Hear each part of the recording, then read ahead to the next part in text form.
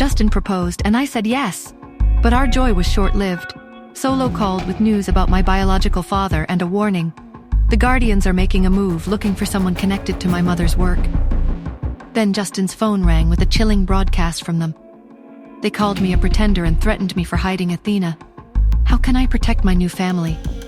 What secrets lie in my mother's work? And with Tina York still out there, how will I face these converging threats?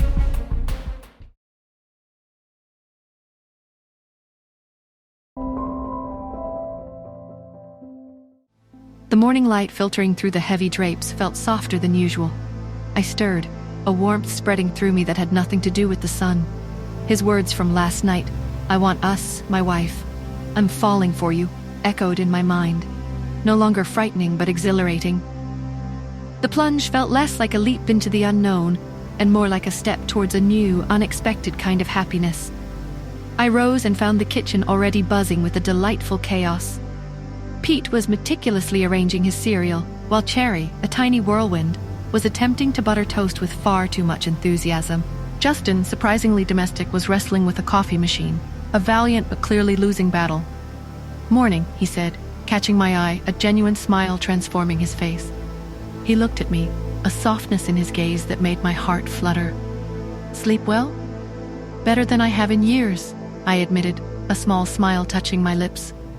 Pete and Cherry immediately converged on me, their morning energy infectious. "Mommy, Daddy made toast," Cherry announced proudly.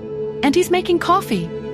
"It's an acquired skill," Justin muttered with a wry grin as the coffee machine gurgled ominously. The breakfast was a delightful, if slightly messy affair. Laughter filled the kitchen, the kind that truly belonged to a home, a stark contrast to the guarded silence that had once defined my life. Justin, usually so intense, was relaxed, his attention solely on us. Later, Justin found me in the sunroom, sorting through some of Cherry's art supplies. He leaned against the doorframe, a thoughtful expression on his face. "About last night, Nora," he began, his voice low. I met his gaze, a quiet anticipation building within me. "I meant every word," he said, stepping into the room. He walked towards me, his hands finding mine, his touch warm and firm.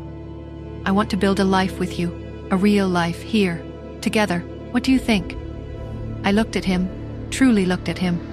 The initial fear of entanglement had softened, replaced by a profound sense of rightness.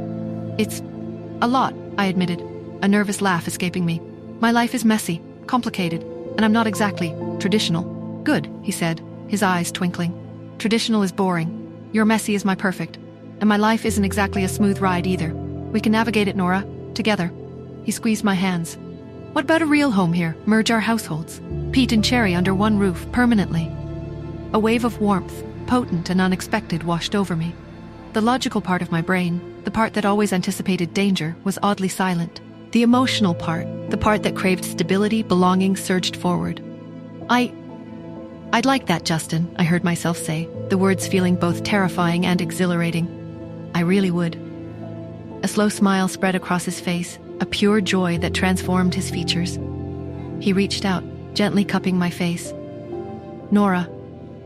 His thumb brushed my cheek, a tender gesture that sent a shiver through me. Meanwhile, in Pete's room, Pete and Cherry, their heads bent together in a conspiratorial whisper, were high-fiving. "They're going to live together." Cherry giggled, bouncing on the bed. "Our plan worked." Pete nodded, a wide grin on his face. "Now they can always be together, and we can have family game nights every night, and Daddy can tell silly stories," Cherry added. "And Mommy will make us healthy snacks. It's going to be the best family ever." Their energy was infectious, their simple joy a potent reminder of the future we were building.